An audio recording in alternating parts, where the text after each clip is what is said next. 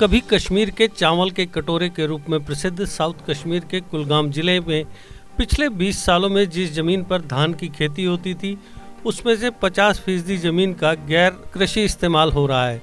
आधिकारिक आंकड़ों के मुताबिक जिले में मौजूदा वक्त में 22,000 हेक्टेयर भूमि पर धान की खेती की जाती है, जिससे सालाना 237 करोड़ रुपए कीमत की पैदावार मिलती है। जबकि 2002 में जिले में धान की खेती करीब 44,000 हेक्टेयर भूमि पर की जाती थी। नादी कनाल के किनारे स्थित फ्रीजल, यारीपुरा, कमोह सहित जिले के होम शालीबाग बेल्ट को कश्मीर वादी में बेहतरीन क्वालिटी के चावल के प्रमुख उत्पादकों में से एक के रूप में जाना जाता था।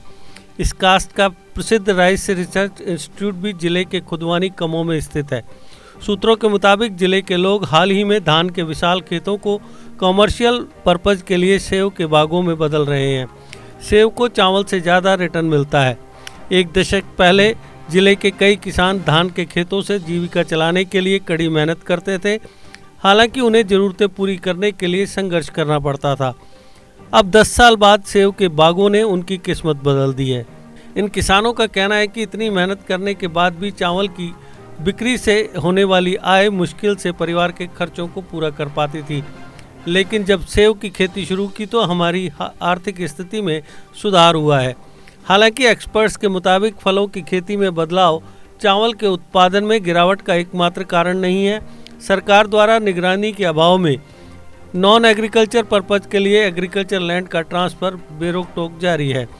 एक एग्रीकल्चर ऑफिसर ने कहा कि ज़्यादातर धान की भूमि में हम कमर्शियल ढांचे देखते हैं और यह एक चिंताजनक चलन है। उन्होंने कहा कि एग्रीकल्चर लैंड को हार्टिकल्चर पर्पज के लिए तब्दील करना कभी भी उचित नहीं है, क्योंकि यह फल की क्वालिटी से समझौता करने वाला होगा।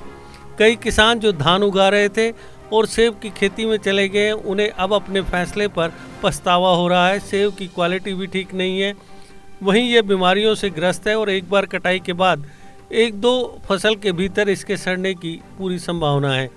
कुलगाम के chief agriculture officer Farooq Ahmad ने कहा कि यह चलन चिंताजनक है। हम अपनी कीमती भूमि को नॉन एग्रीकल्चर इस्तेमाल के लिए खो रहे हैं, विशेष रूप से कॉमर्शियल इस्तेमाल के लिए। यह हमारी आने वाली पीढ़ियों को प्रभावित करेगा। उन्होंने कहा कि अब हम पूरी तरह से दूसरे राज्यों के चावल पर निर्भर हैं। क्या होगा अगर कल वे हमें सप्लाई करने की स्थिति में नहीं होंगे? देखिए, अब ये आपने अच्छा सवाल किया है, सही सवाल किया है। तो हमारे जो फ्यूचर जनरेशन है उनके लिए ये ज़्यादा ही बेहतर होगा कि वो अपना जो हमारा कीमती वो सरमाया था, वो हम ज़राअत पे डिपेंड थे।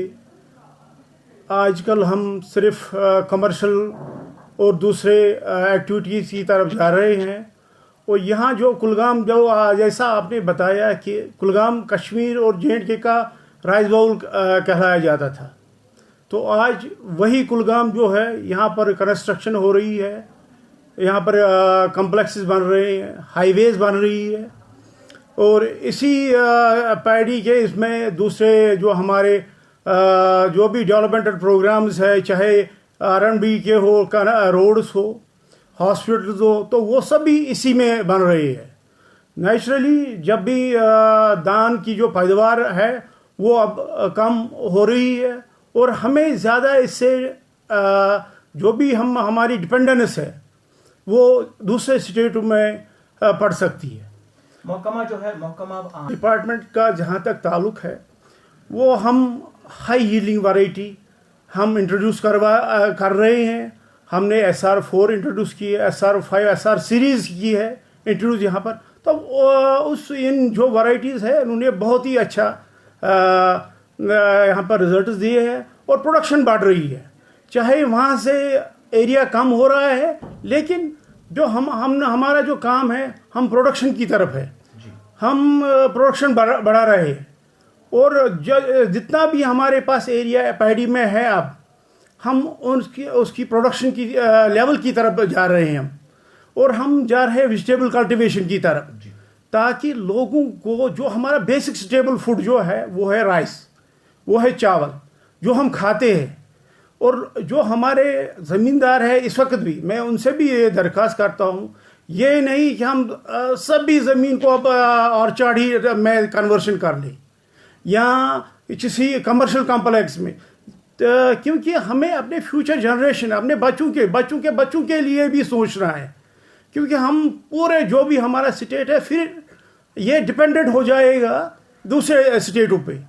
अगर वहाँ भी यही सोचेंगे तो वो भी राइस कार्ड, तो फिर हमें एक्सपोर्ट करना पड़ेगा, इंपोर्ट करने पड़ेगा राइस को। जीके अपडेट रहे हमारे साथ। अगर आप ये वीडियो YouTube पर देख रहे हैं तो हमारे YouTube चैनल को सब्सक्राइब करें और बेल आइकन को क्लिक करें। अगर आप ये वीडियो Facebook पर देख रहे हैं तो हमारा Facebook पेज लाइक जरूर करें। For advertisement please contact 7051091811।